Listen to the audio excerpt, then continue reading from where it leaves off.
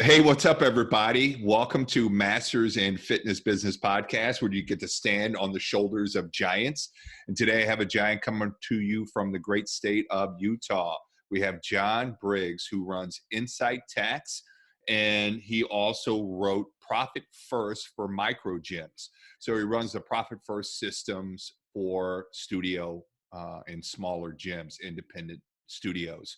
So the guy knows fitness, the fitness industry, and he knows finance. He knows accounting, numbers, all of that stuff. So he's been kind enough to come on to the show and explain the specifics of the CARE stimulus package, of what type of loans are covered in that or contained in that, and what they are, the specifics, and how you can get your money, because there is a finite amount of money and chances are they're going to run out sooner than later. So John, welcome to the show. Thank you for having me. Did I get all of that information correct? Yeah, sounds good. Okay.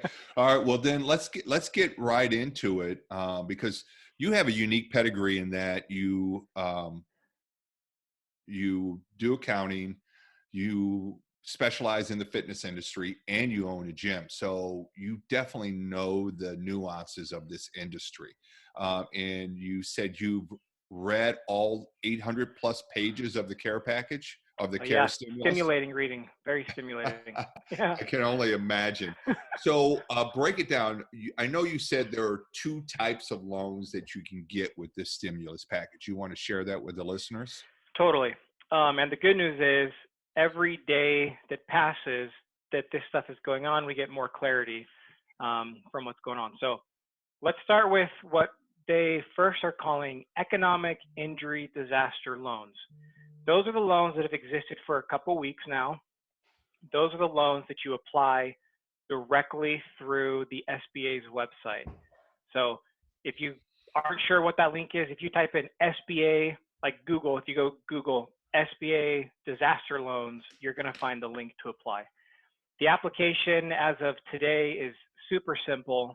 It takes most gym owners who, even those who I hear say they claim they are not good with numbers, even someone who thinks they're in that category, it's going to take them less than 30 minutes to fill out.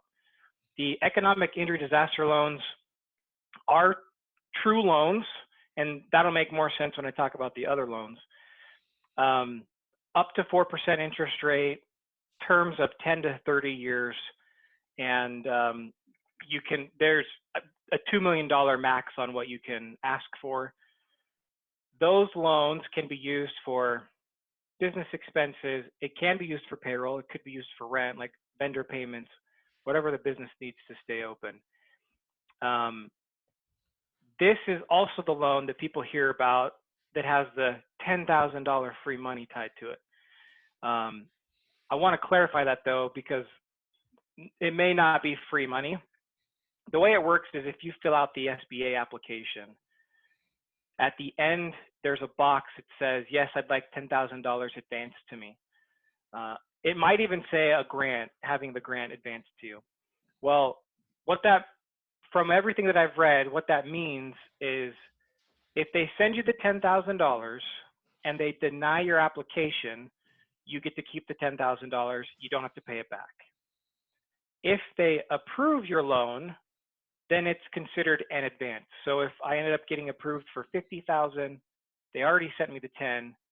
At the point of the final approval, they're only going to send me 40 more to total the 50 that they approved me of. So that's the economic injury disaster loans.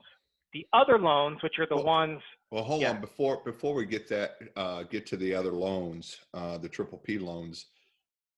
Okay, so it's a $10,000 advance. So what's to prevent me from submitting information that almost guarantees that I'm not going to be approved so I can get $10,000? You know what I mean? Where is the bar? Where's the bar for that approval rate where it becomes a grant versus a loan that I have to pay back? No one knows. The application, the only financial information that it asks for is effectively what was your gross revenue last year and what was your cost of goods sold. And for a gym, the cost of goods sold they're referring to are things if you sell supplements or apparels, those types of things. And it doesn't include merchant processing fees or paying your team member or coaches. So no one knows how they're denying or how they're approving loans. No one even knows if everybody's going to get the $10,000. I mean, at this point, I heard rumors that there's a $1.6 million application backlog. So 1.6 million people have already applied. yeah. Holy crap. Okay. All right. I mean, I don't know where that person brought the number from. I don't know if it's 1.6, but for sure, I'm 100% sure there's a backlog. Yeah, but with all things financial, I recommend putting the truth on the application and then let the SBA determine if they approve it or not. Yeah, that's good advice. So with 1.6 applications already submitted, are these funds coming out of the same kitty as the other loan? No, totally different kitty. Okay, so there's a chance that this money will be around a lot longer than the stimulus money. Yeah, in fact, that's the reason we know that is because you can apply for these loans through December, and the Paycheck, the triple P loans we're going to talk about here in a second, those you can only apply for through June. But I'll just say it now. I don't think you need. I think if you wait till June, you're not getting anything because that is a limited kitty. They've set aside $350 billion for it, which sounds like a lot, but to put it in context, I was talking to one of my clients, and his amount that he can apply for on the triple P loan is $500,000. So it's like for gyms, it's not going to be that big of amount of money. I think most gyms are probably going to be in the $20,000 to $50,000 range. Mm-hmm. But there's every other small business in the world, less than 500 employees who could apply for this. So the $350 billion, I think, is going to go pretty fast. Okay. All right. So we've covered the economic injury disaster loans, the EIDL loans, as you call them. And these are loans that, unless you get rejected, are not forgivable. You have to pay them back up to 4% interest. You apply directly through the SBA for these, and they don't come out of the stimulus money. That's right. So there's not in theory, there's not a finite amount of funds available for these loans. There might be a finite amount of funds, but it's a lot larger. And these are true loans. So the issue with the other ones is that they can be forgiven. And even we'll get into how banks have pushed back on that. But these other ones, though, they're true loans. So it's any banking institution. Well, in this case, it's the U.S. Treasury and the SBA. They're interested in lending these out because they know you have to pay it back. But okay. That being said, of loans, it's a phenomenal loan. 4% interest rate, potentially 10 to 30 years. That's a phenomenal business loan. Yeah, I agree. Okay. So then let's get into the triple P loans, and let's start off. Well, why do they call them triple P loans? Yeah. Because someone was like, hey, Bob, let's call it triple P to see if we can get people to think about going to the bathroom. But they changed it at the last second, and I swear there's an inside joke there in Congress that we don't know about. So they're called Paycheck Protection Program loans, hence the triple P. And if you think about the name, it helps us so that we understand the intent of the government in offering them. Paycheck protection.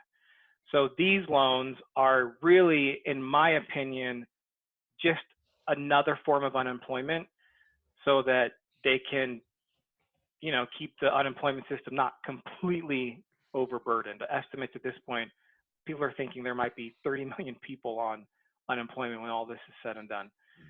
So this is to help people off of unemployment protect their paychecks for at least a couple more months. The way these loans work, you will apply directly through your bank. So your bank is the one that basically sets the rules. So if we think about the 880 pages of law that exist, the way I have to think about it is they came in and said, here's the board for the game, and here are some board game pieces. The banks came in and said, we'll write the rules. And I'll get into one because there's a big question, especially for gym owners, that's going to come up that they're not going to be happy with my answer. But don't shoot the messenger; it's the government's fault. Okay, so Paycheck Protection Program loans. The most you can apply for is 2.5 times your average monthly payroll costs. And right now, if you were in business last year, they're going to look at your 2019 payroll cost for the whole year, divided by 12. That's likely going to be the number that you would use for the most that you can apply for.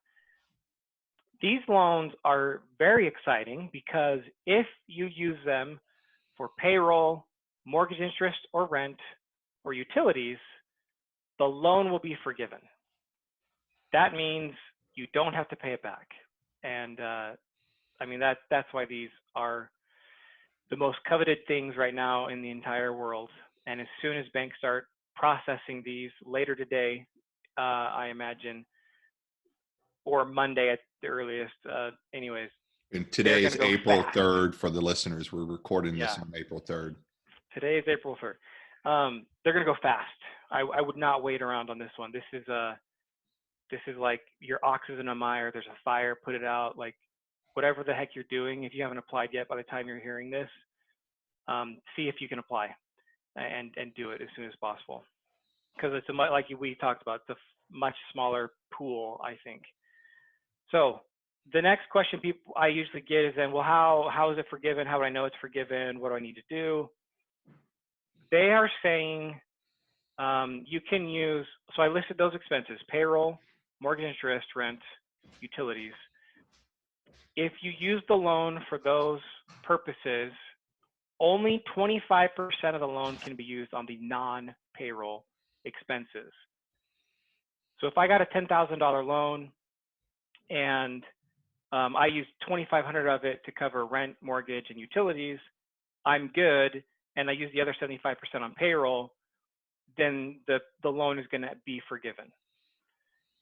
If I use all 10,000 of it on rent, it's only likely that $2,500 of it is going to be forgiven. I'm going to have to pay back the rest. Now, as of yesterday, the terms were better, and we don't have final guidance yet, but I do know the banks pushed back on the 0.5% interest rate, because it wasn't enough for America to bail them out in 2008. They're not willing to do loans at 0.5% because they might not make any money on it. Even though also with all these changes that happened in the last 2 weeks, they've been able to clean up their balance sheets with this crazy interest rate stuff going on. I freaking hate banks at this point. Like, what a problem in our society, the amount of power that they have. So they literally, the way I look at it is last night, or at least for the last couple of days, they effectively told the government, we're on strike. We're not going to offer these loans at 0.5% interest rate, so you need to give us better terms that are more favorable for us. Rumor is they might jump it up to 1%. Even if it's 1%, it's still a phenomenal loan, potentially 2-year payback period, because that's what it was stated before. So if you end up having to use all of the PPP loan proceeds on rent, it's still not a bad play. The issue is that you're limited to 2.5 times your payroll cost, where the EIDL loans, you're probably going to be limited based on your revenue and the SBA's thought of your ability to pay that back. But if we think about the loan, most people who get this loan are going to be able to use it for payroll expenses and get it forgiven. The way the mechanics of it work is, let's say I get the $10,000. From the day I get the $10,000, I have an 8-week window. And in that 8 weeks is when I need to use those loan proceeds on the payroll expenses or the other ones that I mentioned in order for it to be forgiven. Anything that I spend after that, I'm not in trouble for. I'm just not going to get it forgiven. I mean, I would think think about it like when you play a board game, you have the rules, you know what the end objective is. I think if we just think about this as a game and say the game here is to make sure when I get a loan for this purpose that I'm going to win by getting it forgiven. So don't delay, like have your plan in order so that you know how to use those funds in that 8-week window so you don't have to pay it back. Yeah, and I think it's important to mention that it's not retroactive. So anything you paid up until the funds get transferred into your account, you can't apply to this loan, correct? Right, exactly. It's for the expenses after you get it that they're going to be looking at. Okay. And then from the day it arrives in your bank account, you have 8 weeks to spend it on those allocated funds or whatever. And then it transfer after they decide what portion or funds will be forgiven, then they just originate a loan based on the balance, correct? Yep, exactly. Okay. All right. And then you make all of those terms with your local banker. Yeah, they're setting the rules here. Okay. I was going to say too, so I know some gyms have already laid off their coaches. You are not in trouble. You could still qualify for this loan, so don't worry. What will happen is as soon as you get the loan, you're going to hire back your coaches, and you're going to pay them during that 8-week window, so that you'd qualify for loan forgiveness. So don't fret like, oh crap, I made a bad decision. That's not the case. You can still hire them back, still get the loan forgiven if that's the scenario. Okay. All right. And then, so that covers the two types of loans. You got the EIDL loans and the triple P loans.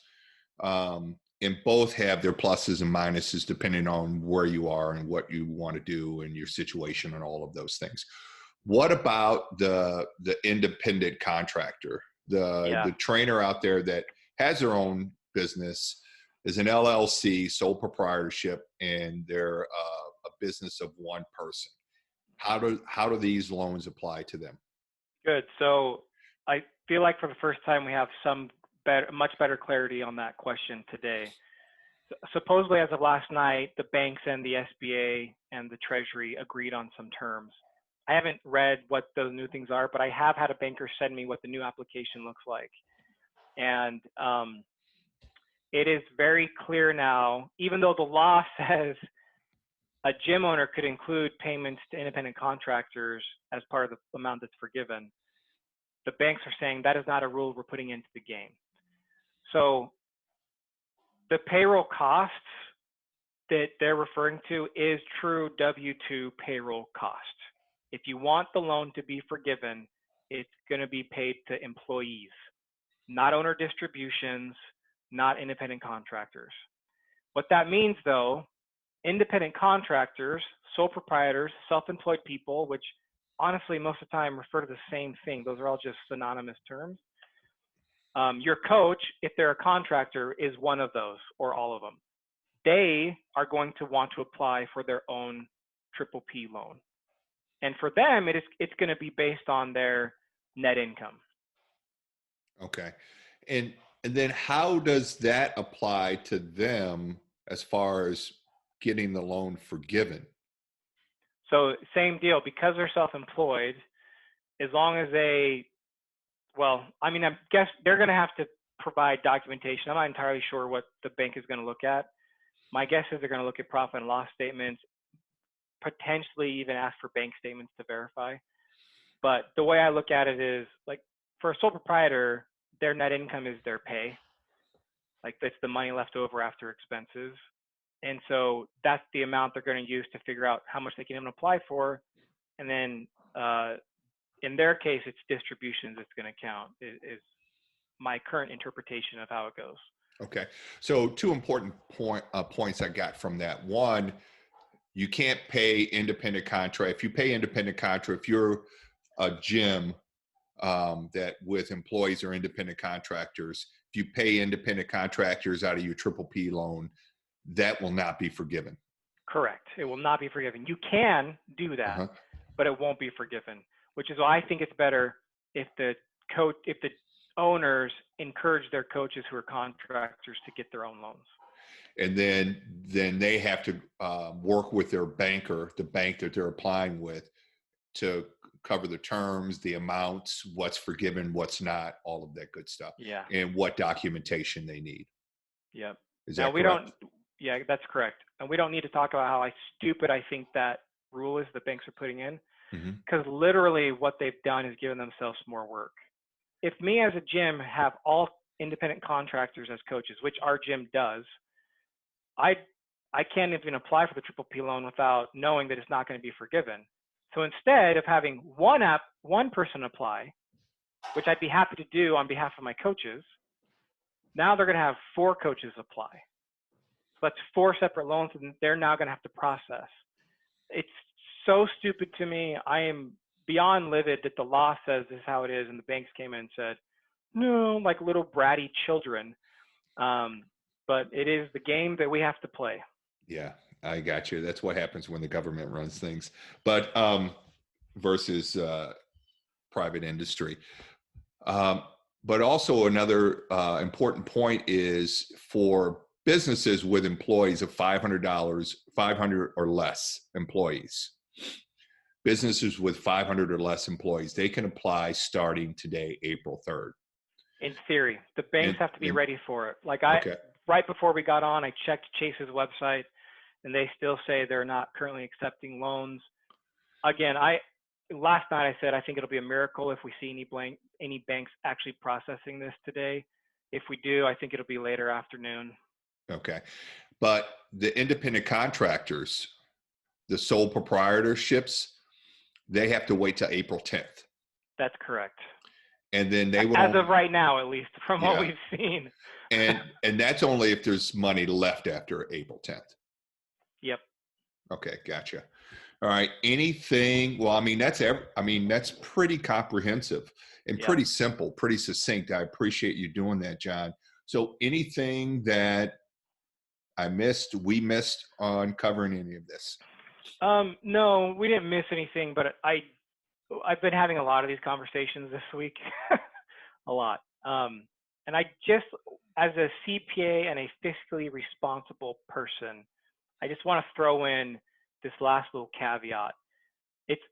It's one of these things where it's like when you heard about the run on toilet paper, which made no sense, but you're like, I don't need toilet paper, but everybody else is buying toilet paper, and I need toilet paper. I want to have toilet paper when I need toilet paper, therefore I should go and get toilet paper as well. This is kind of the same thing that's going on with this loan. I feel like it's like free money. Everyone else is getting free money. Let me apply for free money. And I just want everyone to actually think about how, like, have a plan for your loan if you're going to get it.